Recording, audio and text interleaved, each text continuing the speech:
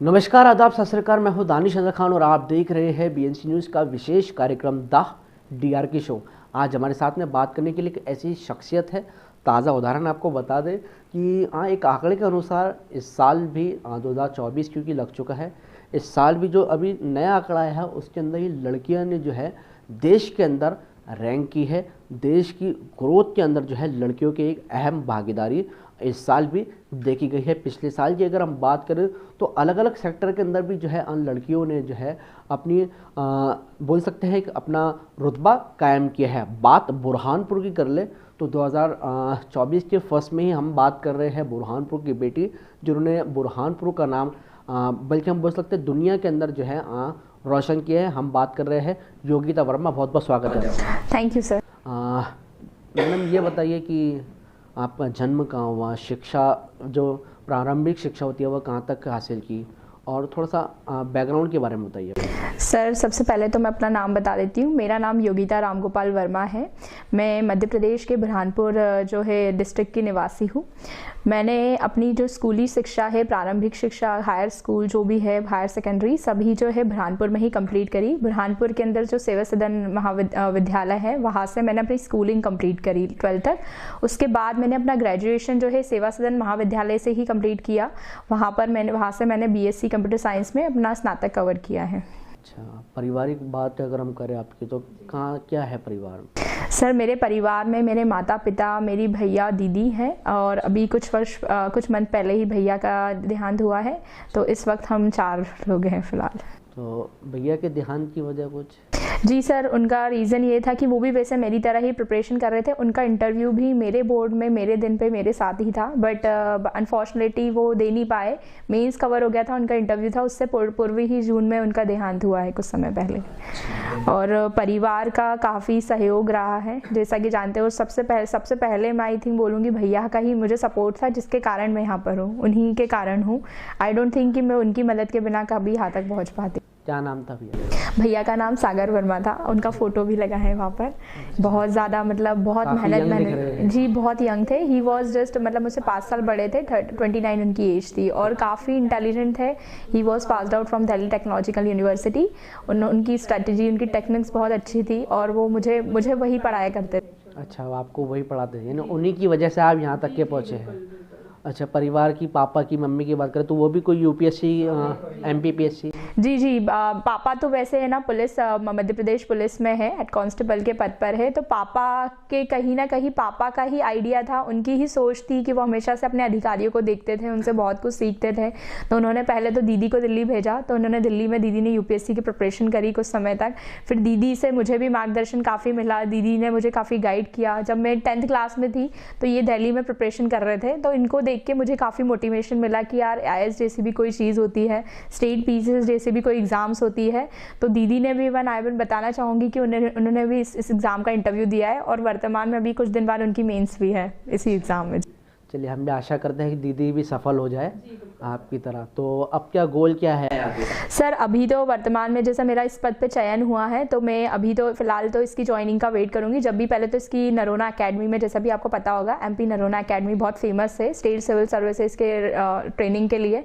तो वहाँ पर मेरी 45 दिन तक ट्रेनिंग होगी, 45 डेज। उसके बाद मेरी कुछ डिपार्टमेंटल ट्रेनिंग होगी, पर उससे पूर्व अभी वर्तमान में मेरा 2023 का भी प्रीलिम्स क्वालिफाई हुआ है, तो उसका भी मेंस का भी मेरा मार्च में मेंस है, तो मैं उसकी प्रिपरेशन में लगी हूँ। अच्छा, तो योगिता जी, जैसे हमने अक्सर देखा है कि कई लोगों के बाद काफ़ी ज़्यादा अमीर होते हैं, पैसा होता है, पैसे की दिक्कत नहीं होती, लेकिन फिर भी पढ़ाई के अंदर कुछ ना कुछ दिक्कतों का सामना करना पड़ता है। तो ऐसी कोई सिचुएशन आपके साथ? नहीं सर, मेरे साथ मतलब फाइनेंशियली तो मैं एक मिडिल क्लास फैमिली से हूँ, तो आई थिंक मेरे पापा बहुत ज़्यादा सपोर्टिव है। देखिए, आप पुलिस की नौकरी आप जानते ही है, बहुत ज़्यादा मेहनत करनी पड़ती है, तो पापा को ये चीज़ का समय नहीं मिलता था। तो पापा मुझे हमेशा से इमोशनली काफ़ी सपोर्ट करते हैं।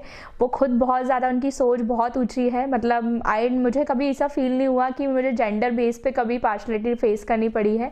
मेरे पापा ने मुझे हमेशा से एक लड़के की तरह रखा है और उनकी सोच हमेशा यही रही है कि जैसा बेटा रहा है वैसी बेटी उनसे भी आगे बढ़े। इनफैक्ट इनफैक्ट मेरी पूरी फैमिली की सोच ऐसी है। मेरे भैया भी, अभी एक भैया है जैसे मेरी बुआ यहाँ पे बैठे हैं, तो इनके भैया भी है, मतलब मेरी बुआ के लड़के हैं, वो ऑलरेडी जॉइंट कलेक्टर है खंडवा में, तो उन्होंने एक रास्ता दिखाया हमको और हम उसी पे चले। तो एक होता है ना, एक बहुत अच्छी सेइंग है कि the best example is to be a sermon. तो इसका मतलब होता है कि सबसे बड़ा एग्जाम्पल ये होता है कि आप खुद उस चीज़ का एग्जाम्पल बनो। तो भैया ने बिना कुछ बोले वो चीज़ कर दिखा दी, तो हम उन्हीं को देख के आगे बढ़े हैं और उन्हीं का मार्गदर्शन रहा है थोड़ा बहुत। योगिता जी, अक्सर समाज में देखा जाता है कि माँ बाप जो होते हैं, जो लो फैमिली से होते हैं, वह अपनी बच्ची को 10वीं या कुछ माँ बाप तो स्कूल ही नहीं भेजते हैं। आज आप उन माँ बापों को, उन बेटियों को क्या कहना चाहेंगे? आप यहाँ पहुँची है क्योंकि कुछ बेटियाँ ऐसी हो, पढ़ने की उमंग तो बहुत है लेकिन माँ बाप उनको स्कूल। जी सर, एक मतलब ये आपने बहुत अच्छा क्वेश्चन पूछा मुझसे। मेरा एक रीज़न यह भी था, देखिए मैंने कोई कोचिंग नहीं करी है, मैंने हमेशा से अपनी पूरी तैयारी जो है सेल्फ बेसिस पे ही करी है। पूरी तैयारी ना कोचिंग की मदद ली है हमेशा, मतलब इंटरनेट एक सोर्स होता है, आप उसका भरपूर प्रोडक्टिव यूज़ करिए। तो मेरा एक रीज़न ये भी था कि मैं जब ये एग्ज़ाम क्रैक करूँ तो उन सभी बच्चों के लिए, उन लड़कियों के लिए जो कि बुरहानपुर से है या फिर आसपास से है, जिन्हें किसी तरह प्रिविलेज नहीं मिल पाता या सपोर्ट नहीं मिल पाता पेरेंट्स से, तो व्हेन आई विल बिकम, तो उनके लिए एक एग्जांपल सेट हो। जैसा कि मैंने अभी थोड़ी देर पहले वो एक कोटिंग कही थी कि best example to be a sermon. जब मैं खुद एक एग्जांपल बन जाऊंगी तो मुझे किसी को बोलने की भी जरूरत नहीं पड़ेगी। अब जैसे आसपास मेरे कॉलोनी के लोग हैं, उन्हें ऐसा लगता था जैसे मैं कभी बाहर निकलती नहीं हूँ, मैं किसी से ज़्यादा बातचीत करती नहीं हूँ, लेकिन अब इतने समय में मुझे एक पद हासिल हुआ है, तो जब मैं एक एग्जाम्पल सेट करूँगी तो यहाँ की सभी लड़कियों को एक अवसर मिलेगा कि वो भी अपनी हायर एजुकेशन परस्यू कर पाएँ। जी अच्छा, ये बताइए कि इंटरनेट का ज़माना है और इंटरनेट की वजह से कई लोग ऐसे हैं कि ऐसा लोग कहते हैं कि इंटरनेट एक आईना है, इंसान अपने आप को उसमें जैसा देखे वो वैसे ही उसको अपना लेता है। तो आपने इतनी पढ़ाई के अंदर भी इंटरनेट को कैसे यूज़ किया? सर, इंटरनेट का भरपूर मैंने यूज़ किया है। इनफैक्ट मेरी 12th के बाद से ही, मतलब मेरे पापा काफ़ी सपोर्टिव है, मेरे पापा की थिंकिंग बहुत ज़्यादा ब्रॉड है।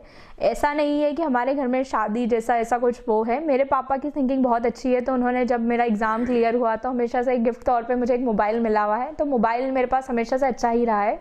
मुझे उस चीज़ में कभी कोई पढ़ाई से रिलेटेड मुझे कभी कोई कमी महसूस नहीं हुई। सपोर्ट बहुत ज़्यादा रहा है, इमोशनल सपोर्ट बहुत रहा है। तो इंटरनेट का यूज़ मैंने, जैसे मेरा ग्रेजुएशन भी हुआ था तो मेरा कंप्यूटर साइंस था, तो मैं जैसे हाथ से था, तो ऐसा होता है ना कॉलेज में इतनी पढ़ाई नहीं हो पाती, तो मैं अपनी प्रिपरेशन मैंने ये किया कि मैं ग्रेजुएशन का तो पढ़ती थी साथ में, उसके साथ में जब मेरा सेकंड ईयर स्टार्ट हुआ तो मैंने ऑफिशियली अपनी प्रिपरेशन तब से स्टार्ट कर दी और इंटरनेट का यूज़ मैं पूरी तरीके से करती थी। बहुत सी एप्लीकेशंस आती है अच्छी, जैसे अनअकैडमी होगा, यूट्यूब सोर्सेस हो गए, और आजकल तो आई थिंक देयर इज़ कोई चीज़ की कमी नहीं है। तो इंटरनेट का मैंने बहुत प्रोडक्टिव यूज़ किया और मैं सभी से निवेदन करूँगी, जितने भी एस्पिरेंट्स आगे आने वाले हैं, कि वो है उनको ये चीज़ से बिल्कुल घबराना नहीं है कि यार हम घर पे है तो कैसे करें, कोचिंग की ज़रूरत है। कोचिंग की ज़रूरत नहीं है मेरे हिसाब से, क्योंकि मैंने कभी कोचिंग नहीं करी। गाइडेंस के तौर पे आप देख सकते हैं आजकल तो इंटरनेट पे आई डोंट थिंक किसी भी चीज़ की कमी है। अच्छा, कुछ लोग होते हैं जो रील देखने के अंदर अपना समय गुजार देते हैं। जी सर। उन लोगों को सर देखिए, मतलब I am a kind of person जिसने आई थिंक अभी सोशल मीडिया से, मैं अभी मेरे इंटरव्यू जब से हुआ है, जब मेरी मतलब थोड़ा मैं धीरे लोगों से थोड़ा जुड़ी, उसी दौरान मैंने सोशल मीडिया का यूज़ स्टार्ट किया। बट मैं अपना बताना चाहूँगी कि 12th के बाद जब मैंने अपना फर्स्ट ईयर के इनफैक्ट फर्स्ट सेमेस्टर में मैंने थोड़ा बहुत एप्लीकेशन का यूज़ किया, बट देन आई फेल्ट कि ये एक प्रिपरेशन में मेरी थोड़ी बाधा रहेगी, तो मैंने अपने सारे अकाउंट्स डीएक्टिवेट कर दिए थे। इवन व्हाट्सएप भी जब मैं इंदौर में आई, इंदौर में मैंने प्रिपरेशन करी थी, कोचिंग नहीं करी बट टेस्ट सीरीज ज्वाइन ज़रूर करी थी। तो मैंने उस समय ये चीज़ समझ ली थी कि यार समय बहुत कम होता है और पूरा टाइम वही देना होता है, और एप्लीकेशंस मतलब एक फ़ायदा भी है कि चलो आपको ग्रुप से जुड़ने का मौका मिलता है, पर ये दिक्कत भी है थोड़ी। तो मैंने सारे अपने अकाउंट से डीएक्टिवेट कर रखा था, व्हाट्सएप बन रखा था। इनफैक्ट मैं लाइब्रेरी जाती थी तो मेरे पापा को भी पता होगा कि मेरे पापा मुझे काफ़ी कॉल करते थे, मैं मॉर्निंग में पापा से बात कर लेती थी और पूरा टाइम में फ्लाइट मोड पे रखती थी अपना मोबाइल। अच्छा, कुछ एप्लीकेशन, कुछ यूट्यूब चैनल आप सजेस्ट करना चाहेंगे? सर बिल्कुल सर, एक एप्लीकेशन आती है, इंडिया का लार्जेस्ट प्लेटफॉर्म है एजुकेशन का, अनअकैडमी। आप अनअकैडमी का, मैं कोई पब्लिसिटी नहीं कर रही हूँ, मैं पहले ही बता दूँ, it is a very good application. बिना सब्सक्रिप्शन के आप अच्छे अच्छे लेक्चर्स देख सकते हैं, बहुत अच्छे। रोमन सैनी इज़ द को फाउंडर ऑफ दैट एप्लीकेशन, तो वो बहुत अच्छी ऐप है, तो आप उससे पढ़ सकते हैं सारे सब्जेक्ट। आप जिस पे भी आप सेलेक्ट करेंगे, यूपीएससी बोलो, पीसीएस, स्टेट पीसीएस बोलो, आरआरबी, व्हाटएवर। यूट्यूब चैनल भी बहुत सारे, यूट्यूब भी सर बहुत से है। जैसे अभी अपन इंदौर जाते हैं तो बहुत सी कोचिंग अकेडमीज होती है, तो बहुत सी अकेडमीज़ होती है, तो उनके अपने अपने वो बने होते हैं चैनल्स, तो आप उसका भी यूज़ कर सकते हैं। डिपेंड करता है कि आप कौन सा सब्जेक्ट पढ़ रहे हैं। जैसे हर कोई जैसा होता नहीं, किसी सब्जेक्ट का जैसे कोई कोचिंग ये सब्जेक्ट कवर करवा रही है, तो वो डिपेंड करता है। तो आप उसको सिलेक्टिव रखे हैं, और सोर्सेज प्लीज़ मैं बोलूँगी कि थोड़े लिमिटेड रखें, ज़्यादा सोर्सेज ना रखें, क्योंकि एग्ज़ाम टाइम पर रिविजन में करने में बहुत दिक्कत आ जाती है नहीं तो वो चीज़ मैं सजेस्ट। बड़ा ही टफ एग्ज़ाम होता होगा, तो माइंड भी शार्प रखना पड़ता होगा। जी सर, शार्पनेस की तो देखिए, मैं ये तो नहीं बोलूँगी कि इसके लिए आपको बहुत ज़्यादा इंटेलिजेंट होना ज़रूरी है, बहुत ज़्यादा PhD वाला बच्चा चाहिए, बहुत ज़्यादा मतलब ठीक है, मैं तो एक अच्छे मतलब मेरा बैकग्राउंड काफ़ी अच्छा रहा है, मेरा मतलब एजुकेशनली मतलब मैं काफ़ी मतलब एक टॉपर स्टूडेंट ही रही हूँ हमेशा से, तो मेरे को तो मतलब कॉन्फिडेंस था ही। बट मैं ये नहीं सजेस्ट करूँगी, इसका मतलब ये नहीं है कि एवरेज बच्चे क्रैक नहीं कर सकते, everybody can crack this exam. बस इसके अंदर एक चीज़ होती है कि एग्ज़ाम बहुत लंबी है अपने आप में, 1.5 साल का एग्ज़ाम होता है, उसके पहले आपको 2 साल से प्रिपरेशन करनी होती है। तो आप समझिए जितना ग्रेजुएशन होता है उतनी ही मेहनत आपको लगातार करनी है। तो कंसिस्टेंसी बनाना इस एग्ज़ाम में बहुत ज़रूरी है। इसके अलावा आपका माइंड मतलब बहुत फोकस्ड होना चाहिए। आप होते बहुत से, आपको पता है ग्रेजुएशन के बाद बच्चे थोड़े डेविएट हो जाते हैं, ग्रेजुएशन के समय से ही आपको थोड़ा फोकस रहे, सिलेबस कवर करे, और जितना हो सके समय अपना ज़्यादा से ज़्यादा इसकी तरफ दे, ये सजेस्ट करूँगी मैं। परिवार में से किसका सपोर्ट मिला है सबसे ज़्यादा? सर माता पिता का सपोर्ट का तो कोई मतलब कोई रिप्लेसमेंट ही है। पापा मेरे बहुत सपोर्टिव है, पुलिस विभाग में भले ही है, लेकिन मेरे पापा की सोच मतलब अधिकारियों से कम नहीं है, उनकी सोच भी वैसी है और वो चाहते हैं कि उनके बच्चे भी अधिकारी बने। तो पापा का सपोर्ट और मम्मी का सपोर्ट, तो मेरी मम्मी ऑब्वियसली, मेरी मम्मी मतलब जॉब तो करते नहीं, हाउसवाइफ है, बट बचपन से उन्होंने मुझे पढ़ाया है, तो इसके कारण मैं थोड़ी इंटेलिजेंट भी हमेशा से रही हूँ, और घर में छोटी हूँ तो ऑब्वियसली पैम्पर्ड बहुत ज़्यादा हुई हूँ, तो उसमें कोई समस्या आई नहीं है, सपोर्ट पूरा भरपूर था। दीदी मेरी जो है मतलब अभी वो वर्तमान में मतलब सिविल सप्लाईज में सहायक पद पर है, इनका सपोर्ट बहुत रहा है, इनके सेक्रीफाइसेस का कोई वो ही नहीं है, बहुत सपोर्टिव है। और इनफैक्ट ये मैंने बताया दिल्ली से पढ़े हुए हैं, तो दिल्ली से ने UPSC की प्रिपरेशन करी, तो इनका मार्गदर्शन अच्छा रहा। और मेरे जो भैया है, मेरे कुमार शानू देवरिया है उनका नाम, मतलब मेरे बुआ के लड़के हैं, ये ऑलरेडी जॉइंट कलेक्टर है।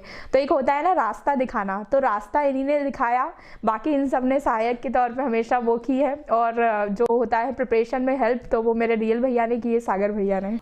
योगिता जी, इसमें एक सवाल मैं और जानना चाहूँगा, जो युवा UPSC, MPPSC या सिविल सर्विसेज जो तैयारी कर रहे हैं, उनको क्या आप 2 बातें कहना चाहिए?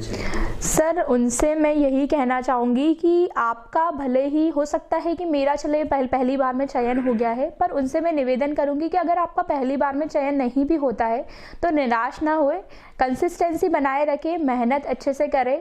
ये ना सोचे कि यार इस बार नहीं हुआ है, तो लोग होप छोड़ देते हैं, तो वो चीज़ ना करें। कभी कभी हो जाता है प्रीलिम्स लक से ना निकले, बट मेंस एक ऐसी मुख्य परीक्षा है जिसमें आपकी मेहनत ज़रूर दिखती है। भले ही आप एक एवरेज स्टूडेंट है, पर मेहनत, मेंस का सिलेबस अच्छे से करें, टेस्ट सीरीज लगाए, एग्जाम के पहले जब आपकी मुख्य प्रारंभिक परीक्षा आने वाली है उससे 2 महीने पहले आप प्रीलिम्स की भी टेस्ट सीरीज लगा ले।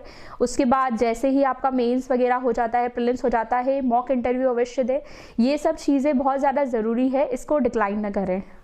अधिकतर समाज के अंदर हम देखते हैं कि लड़कियों के बारे में लोग तरह तरह की बातें करते हैं, समाज को क्या संदेश देगी? सर समाज को मैं ये संदेश देना चाहूँगी, इनफैक्ट मेरे आसपास के जितने भी लोग, जितने भी माता पिता है, जितने भी बच्चे हैं, उन सभी को मैं ये सजेशन देना चाहूँगी कि आप एक लड़की है, इसका मतलब ये नहीं कि आप आगे नहीं बढ़ सकती। ज़रूरी नहीं है कि आप है ना एक छोटे से शहर में है, छोटे से गाँव में, छोटे से कस्बे में है तो आप है ना आपको किसी कोचिंग की आवश्यकता है, आपके पास सोर्सेस अवेलेबल नहीं है। ज़रूरी नहीं, इस एग्ज़ाम में सिर्फ आपको थोड़ा पेशेंस बहुत ज़्यादा रखना होता है, धैर्य रखना होता है। अपने आप में एग्ज़ाम इतनी बड़ी है तो बस धैर्य बना के रखें, मेहनत करते रहे, और अपने माता पिता को कभी ये मौका ना दे कि भाई आपने कुछ गलत डायरेक्शन में जा रहे। उन्हें कभी एक विश्वास दिलाइए कि आप आगे बढ़ सकते हैं, आपके अंदर पूरी काबिलियत है।